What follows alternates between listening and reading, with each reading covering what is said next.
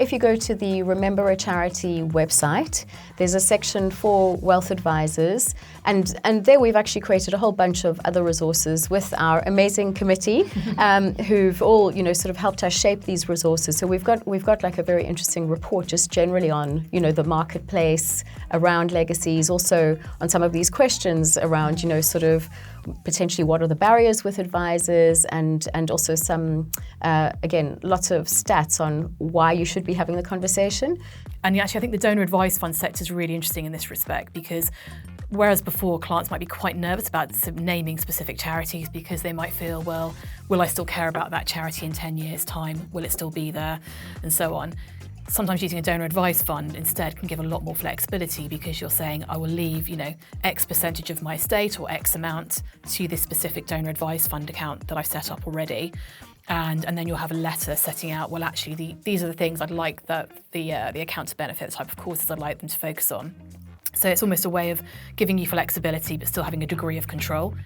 So we're recording this conversation today around Remember a Charity's Good Practice Guide for Wealth Advisors, focused on integrating charitable legacies into wealth planning. We're going to get into the detail in a moment, but first I'm going to come to my two guests for a brief introduction, starting with you, Clare. Oh, thank you, David. So I'm Clare Stirzaker. I'm a private client lawyer and partner at Boodle, Hatfield. I've been in the business for quite some time now, as you know, and I've always been helping private clients on the usual range of issues they need support on. But over the past few years, I've had a much greater focus on philanthropy as part of the succession planning support I give. So yeah, I'm looking forward to talking about it today. Great. Sianne. Thank you so much for having us today and for inviting us to talk about the guide and the committee. I'm Sianne Haldane, and I'm the founder of Boon Philanthropy Consulting. I used to be I've just recently stepped down from my role as the chair of the STEP Global Philanthropy Advisors Special Interest Group. So for me, supporting advisors around philanthropy and just having those conversations with clients, it's always been, a big part of what I do in my general work advising on philanthropy. Fantastic. So tell us about this, the new Wealth Advisor Committee. What is it? Why is it formed? I was asked to come in to support Remember a Charity in really building on the work that they've been doing over the years, supporting primarily solicitors at first, in just asking the simple question, would you like to include a gift in your will to charity?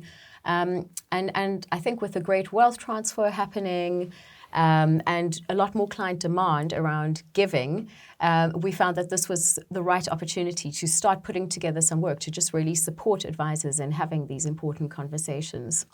Because solicitors know that it's important, but just adding that step, as you say, by saying instinctively to ask, prompts the right response. Yeah, absolutely. And I think it's about being proactive rather than waiting for your client to say, I'd like to give to charity, how might I do that?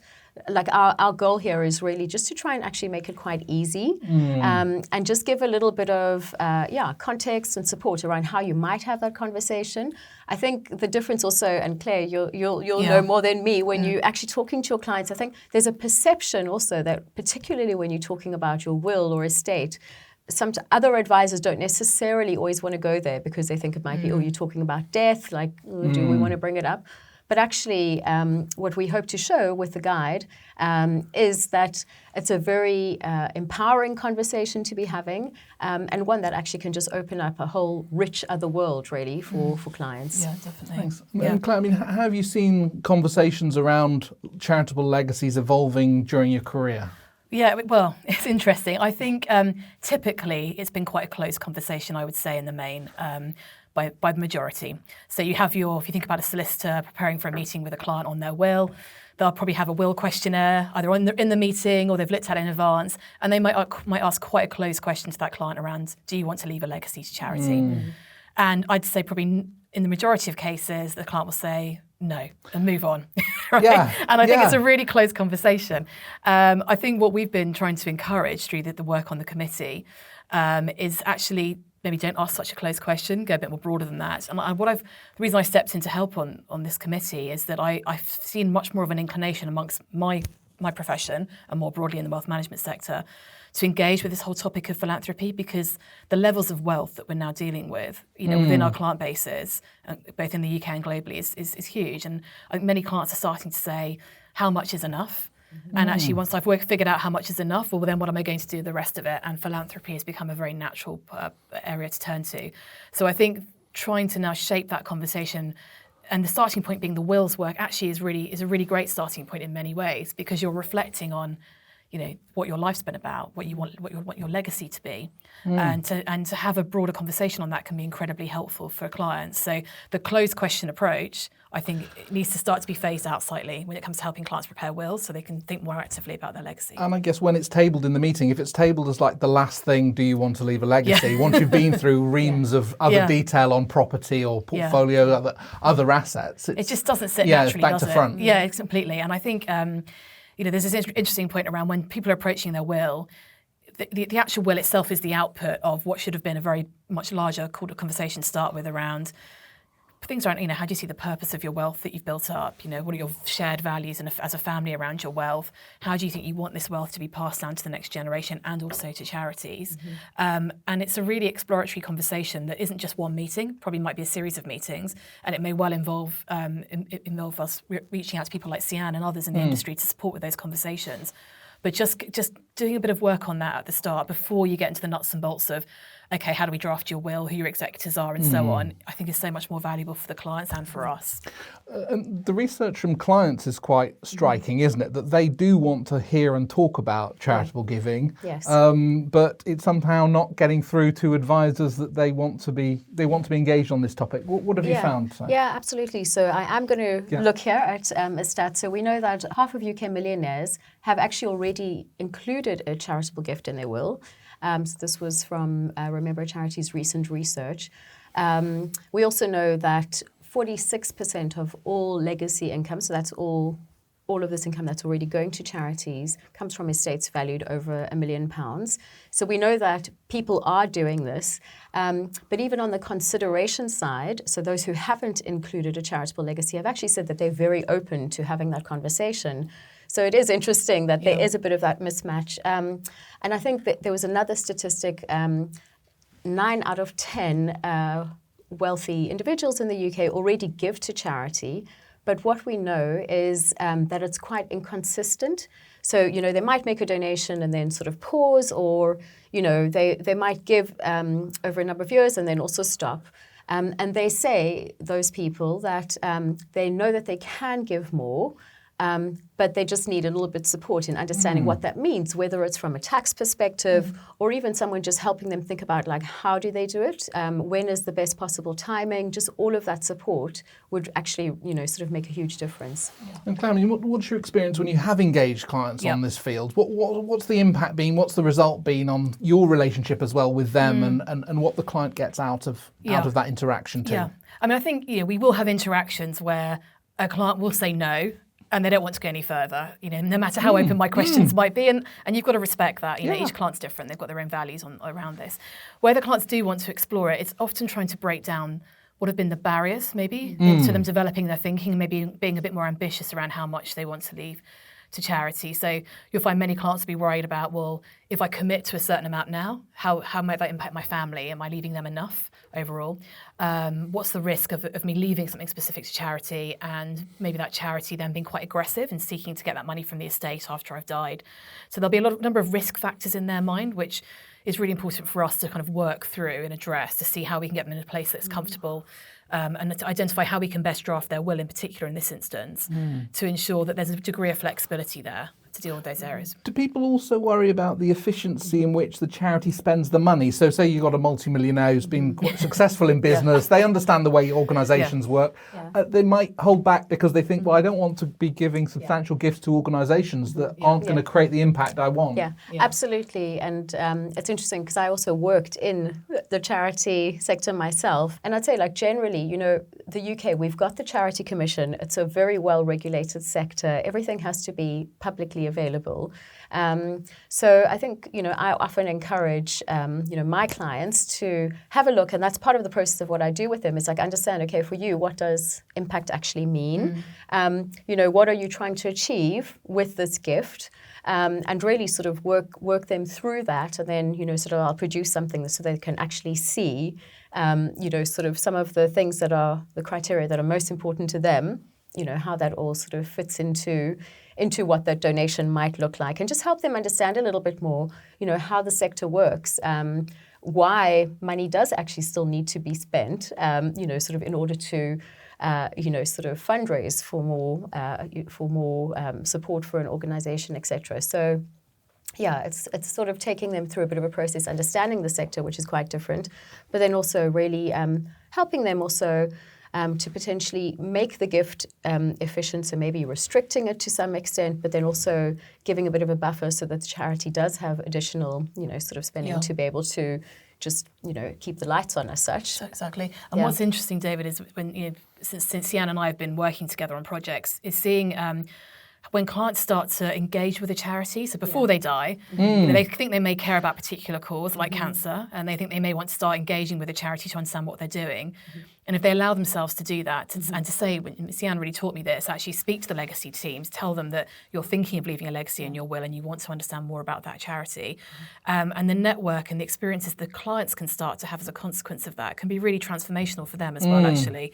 And, Sianne's got many examples of those cases, but I think actually leaving a legacy in a will can feel quite kind of cold almost. And actually whereas people probably don't appreciate, you can start to engage with that charity, build a relationship and see the difference that your legacy will make actually when you're no longer here. You can start to experience that now and realise how much value it will bring to that organisation. Because on timing, it's not just about later life conversations. They can be brought forward, so you've got a plan. Like you say, you tend to leave a legacy, but, have that lifetime experience as well. Start taking it out. It's actually great. I mean, you'll speak to this too, but it's something that you can really enjoy. Yeah. I mean, you hear people say, I started to explore this area, I started to build connections in the sector, met some great charities. They've called upon my skill set to help them with various things, whilst I'm still alive. I've started to do some giving now, and so on. It's a whole new world that can open up for you when you start to really think strategically about how you want to benefit charities both during your lifetime and afterwards.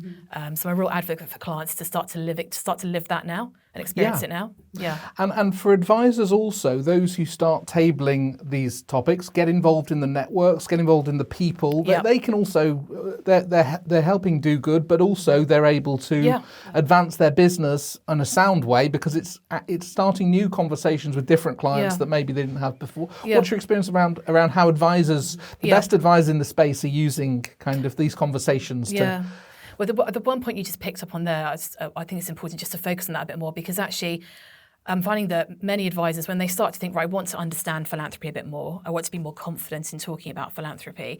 For me personally, I found that for me to do that, I had to build my network. I had to go to, as I went to tax training sessions, I had to go to philanthropy training sessions. I had to read philanthropic materials and get to know people in that sector, such as Sianne and others, and open myself up to that world, which is great. So I think that's for many out there who might be watching or listening to this, definitely start to engage and open up to new connections and see where it takes you.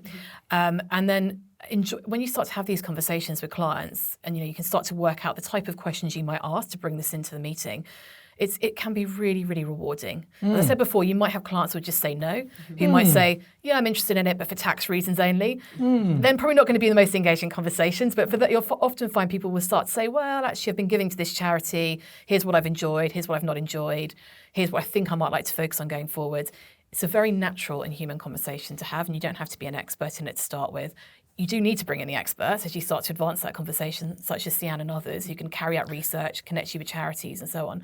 But I think just starting to have that conversation, it unlocks that relationship even more with that client. It takes you more deeply in understanding their psychology, what they care about.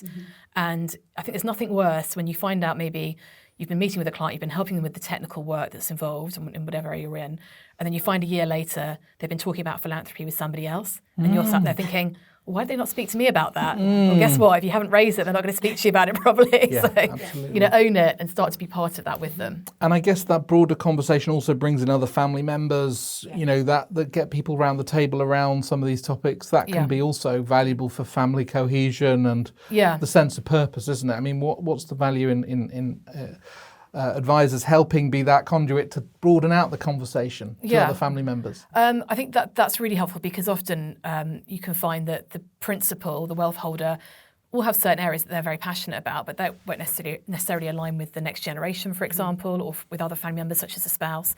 So an advisor's role will often be to say, well, do we have just one structure? If you're doing lifetime giving in particular, do we look at having just one type of structure that all the family can then be involved with, or do we need to look at having separate pots? I think there's generally, I think people tend to assume in our sector, I don't know what you think about this, but we'll tend to assume and probably say quite generically, it's a great way of involving the next generation. Yes. It's a bit of a cliche. Yeah, what does that actually mean? You know, because they may not care about cancer Yeah. research, for example, but they care a lot about the environment. Yeah. And if you're not listening to their perspectives, philanthropy could be a really negative area to get Yeah. family engagement on if you're not really Yeah. listening to different people's views. But do you want to say a bit more about that too? Absolutely, yeah. And I think it's about like understanding exactly that, the perspectives, but then you also know, like you were saying, it's actually passion areas and the things that, you know, sort of each family member really cares about deeply. And even that is super helpful once you've got a bit of a handle on that. And then it is also your approach might be very different. Yeah. You know, where some family members would want to be maybe a bit more anonymous and, you know, sort of not necessarily get involved, but then you might get others who are like very hands-on and they really, you know, sort of want to get to know the organization. They might even be involved in sort of volunteering initiatives or, you know, sort of deeply involved in a specific project with a charity. So, yeah, I think it really helps you just understand not only what makes them tick, but also how they like to do things. Yeah. And how might you put a team together if you're working as a philanthropy advisor? What sort of elements do you bring together? How do you do that? Yeah, so I'd say that I can get involved in different perspectives. So from where I've been working with different individuals or families, I've gotten involved in, you know, someone coming to me with potentially like an idea saying, I'd really love to do this. How do I do it? And then, you know, I could bring in a private client lawyer potentially to set up an actual, you know, sort of charitable trust, if that's what it looks like we need, or it could be a donor advised fund potentially. And, you know, just weighing up what are they trying to actually get out of their giving? What does that look like over time? Are they very clear on what they want to do? Do they want to be involved in, again, like running an organization or not? And then also, of course, if there's an investment, you know, sort of amount and a big chunk that's being settled into the charitable trust, then there might be other people that I could bring in. And then my role is really on that strategy side and asking some of those questions, like what are we trying to achieve?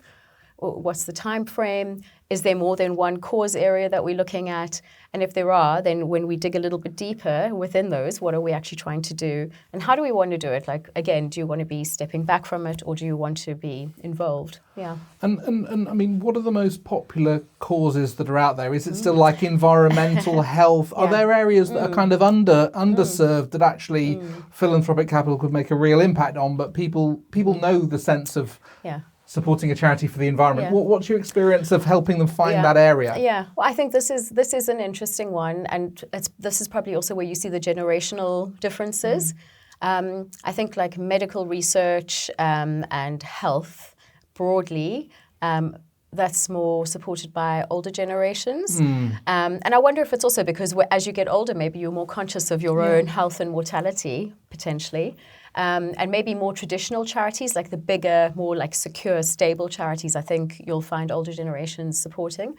And then I found, next generation are a little bit more focused on environmental, nature, conservation, and maybe even mental health is, you know, one of those growing areas, I think, with the next generation. And also local, like quite localized, local community. And that's quite split, I think, between this generation and next. It depends on how tapped into. And then, of course, you have expats supporting, you know, projects in, you know, countries that they were maybe born in. So it is quite a mix. And I think on the topic of what I think does need probably more support, conservation, I think is hugely underfunded still. We need nature, and I don't think there's enough support going into nature. Just because the scale of the challenge sort of thing is... Okay, very interesting. Yeah, Thank you. And Claire, I mean, on the practical side, advisors looking, they're inspired to try and do a bit more. Where should they start their own journey to start tabling these conversations, but also maybe to find out more about the space? I think most advisors would say start these conversations at the beginning of the client relationship as you're getting to know your clients. So when you're asking about their assets, their family, say, okay, and what about philanthropy? What do you do? To start to explore that very naturally at the start. I think, as I said beforehand, you know, really think through actually, how do I build up a network of people that I can call upon to help me with this type of work? Know your limitations and know where you can bring in others to help you. And so I think that's a really critical area to focus on as well. But just don't be afraid to start having those conversations. It's got to be my big takeaway today. It's a really natural conversation. Be curious, listen, and you'll start to learn a lot more as you engage with it. And I mean, tax is an important part of the mix. It's a kicker for those who are already interested in the space. Yeah. But give us the headlines as to why is it tax efficient to make gifts? Yeah, exactly. So, I mean, obviously, any gifts you leave to charity in your will are completely exempt from inheritance tax. So that's a big tick. If you're leaving more than 10% of your estate to charities, then you bring down the inheritance tax rate to 36%. So, there's good fiscal reasons for doing this. You have to look carefully at how you're drafting the will to make sure you're being quite specific about leaving assets to a specific charity or to a donor advised fund, as Sianne's touched upon.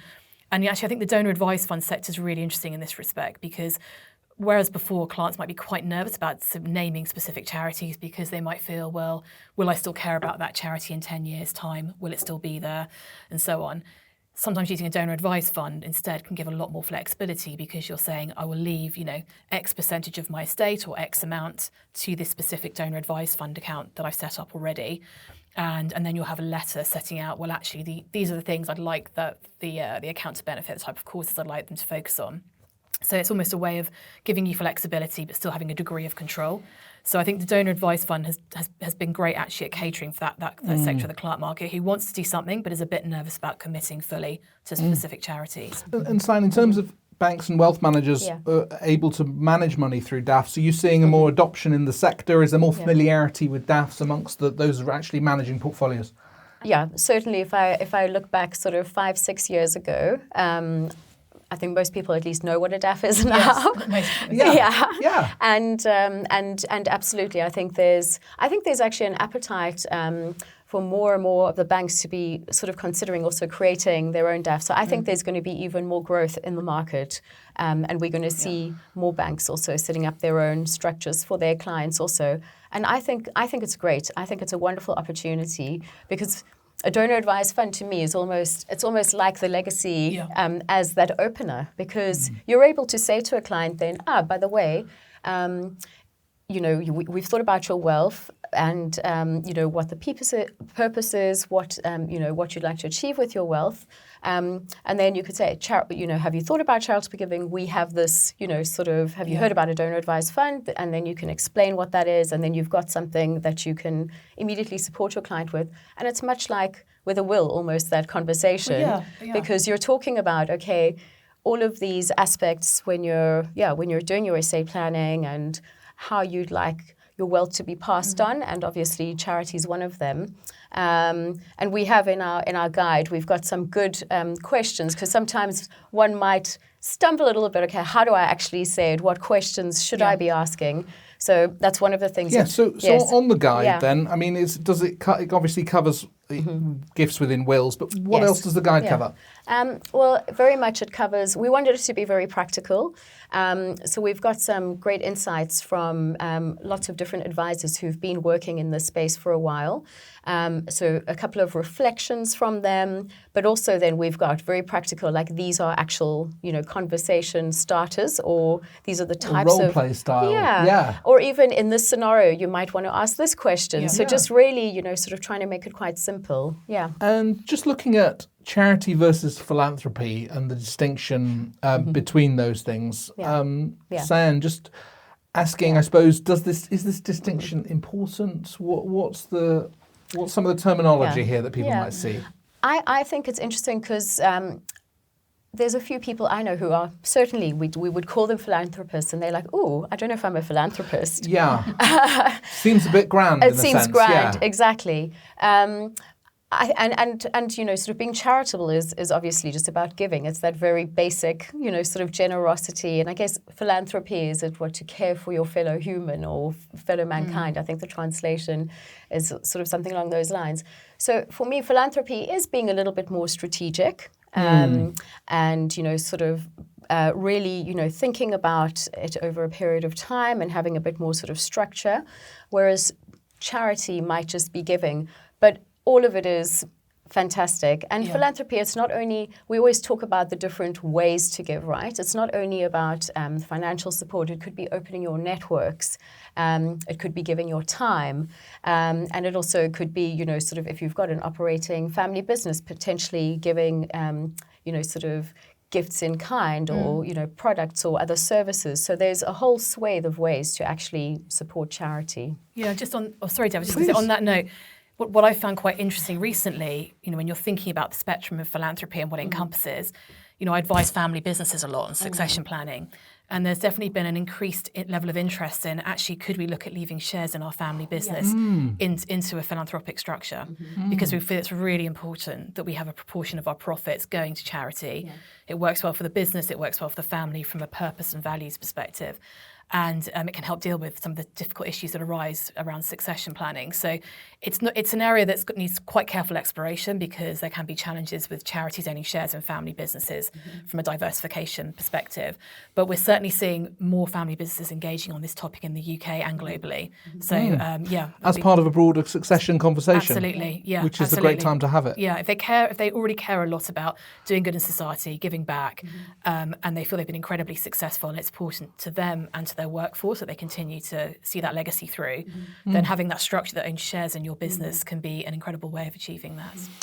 Can I build on that also a little bit with an example? So there's a lady that I know really well, a philanthropist, and her reflections are just, you know, so I think helpful for everyone. So first of all, her initial gift or significant gift to charity was through a legacy. And it was really funny because she said it was one of those things she'd always put off, writing the will, because, you know, no one really wants to think about that. And her immediate thing, once she did it was so amazing. And because I was leaving a gift to charity, I actually felt like amazing. I felt like this was so wonderful because, you know, when I'm gone, there's something incredible, you know, that's actually going to be here long after I'm gone. Not only that, she'd also had sold her business, and she told like all of the staff what she was doing, and she was like, you know, I'm not going to be keeping all of this. This is going to be going to charity. And she said like that was also just really, you know, sort of felt like really special, and everyone was just, you know, sort of just really like inspired by that, and, you know, they loved that, and knowing that also, Their hard work is also contributing towards that too. Yeah. So if people want to access this good practice guide, Sianne, tell us like when's it launching, what format is it, how can people get hold of it? Yeah, so if you go to the Remember a Charity website, there's a section for wealth advisors, and there we've actually created a whole bunch of other resources with our amazing committee who've all, you know, sort of helped us shape these resources. So we've got like a very interesting report just generally on, you know, the marketplace around legacies, also on some of these questions around, you know, sort of potentially what are the barriers with advisors, and also some, again, lots of stats on why you should be having the conversation. And the guide is also going to be there. And as I say, we continuously adding to these resources, and we want the guide to be a living document, so we'll be adding more case studies. We know that's really helpful for advisors. Plus, we also have a series, a training academy called the Legacy Academy, which it's all free and very easy to access through the Remember a Charity website. Great. And STEP and other professional bodies are also much more active on this now. I see the philanthropy section of STEP being absolutely. What do you see in terms of professional bodies contributing to this discussion? Well, it's great because I think the topic of philanthropy has really picked up a head of steam over the past few years. And so definitely STEP have been great. You know, obviously Sianne, I'll say that because Sianne chaired the committee for them. But, you know, actually pulling together more, making sure philanthropy features as more of an agenda item at the conferences, which is fantastic, and making sure there's resources available for members. And you've got other networks too that are out there to support people on starting to get more confident in talking about philanthropy. So there's a wealth of things out there for people if they're interested. Remember, a charity provides a great starting point, but there's also other resources that they can access. Fantastic. And Sianne, what are the top 2 or 3 things that people watching this should take away from the conversation, or what should they do next? Well, I think one is, as Claire said, just don't be afraid to just have the conversation with your clients in the first place. You don't have to be an expert either. Just opening up the discussion and then growing your network. So not only with charities understanding the sector, but with other advisors who are working in the space, so that when you do come to that point of actually bringing something together for a client, you've got all the right people around you to be able to make something happen. Well, thank you so much for talking to me today, and we look forward to sharing this important conversation. Thank you very much. Thank you.